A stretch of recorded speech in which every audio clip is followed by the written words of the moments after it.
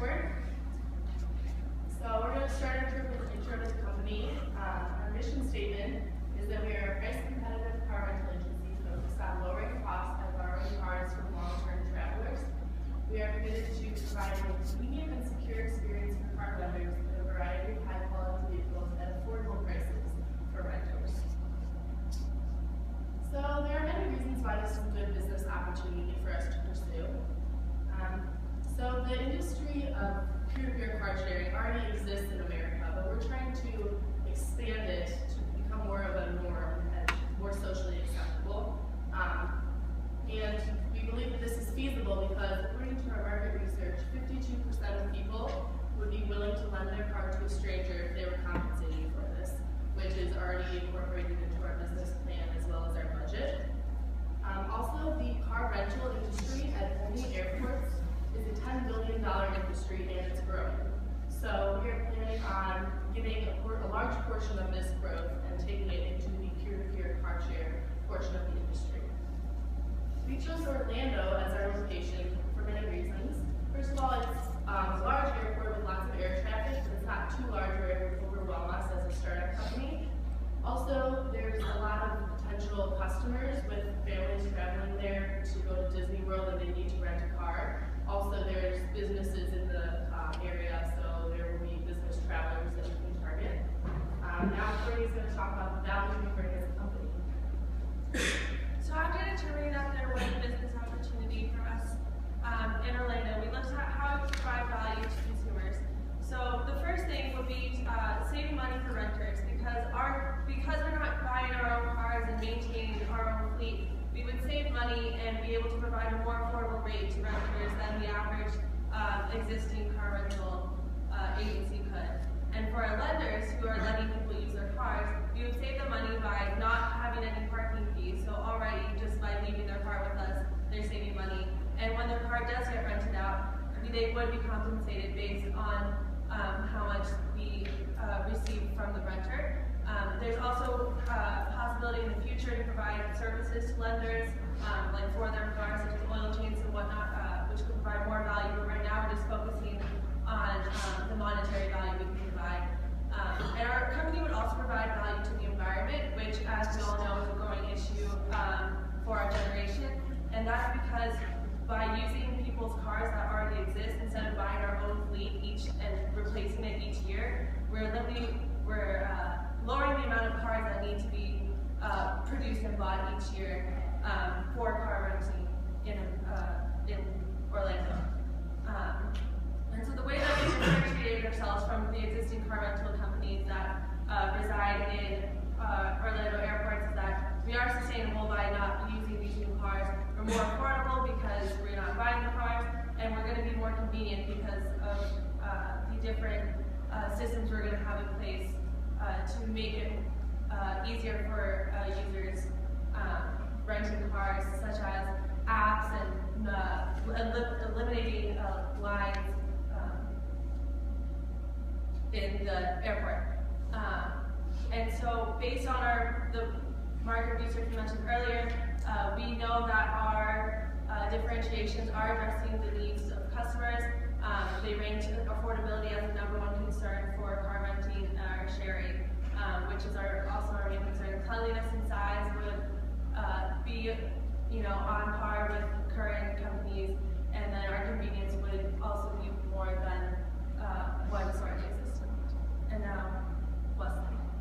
Okay, I'll be discussing our core strategy. Okay, so in our startup phase, we require $100,000 startup funds in order to fully realize our potential as a car sharing company. So with this $100,000, we will be renting a parking lot, buying a seed fleet of cars, buying insurance, and developing a website, really just anything else that we need to develop our car sharing company. So it is important to note that at this startup phase, we will not be working at full capacity, but we will be entirely operational. It's also important to note that the revenue from this stage alone is enough to fund all of our expansionary goals and all of our expansionary goals for the future. So to reiterate, expanding in Orlando until the market is satisfied as well as potentially expanding to other sites, to other international airports within the U.S. This can be fully funded using only our projected revenues from the first 3 years.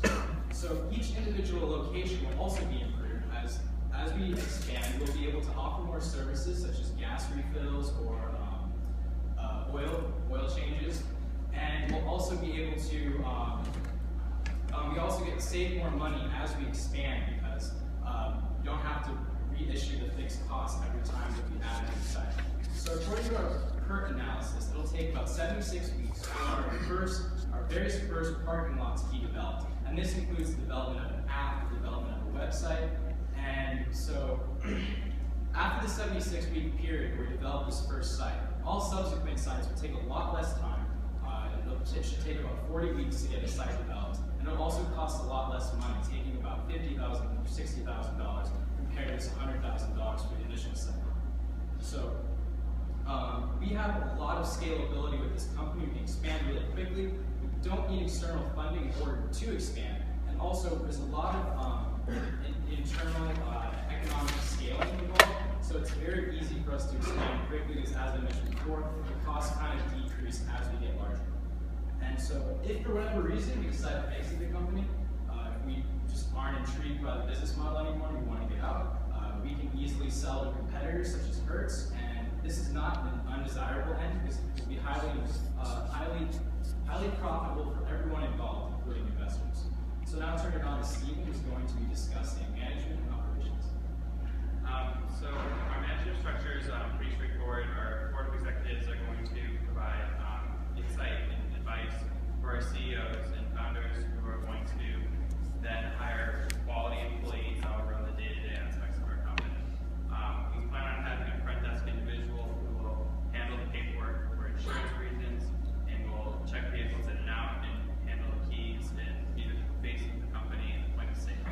And then we're going to also have a service individual who's going to clean the cars, make sure they're full on gas, and provide future service features if we choose to expand in that direction, and have a website which will be the primary source of checking cars in and out online ahead of time and manage the reservation system.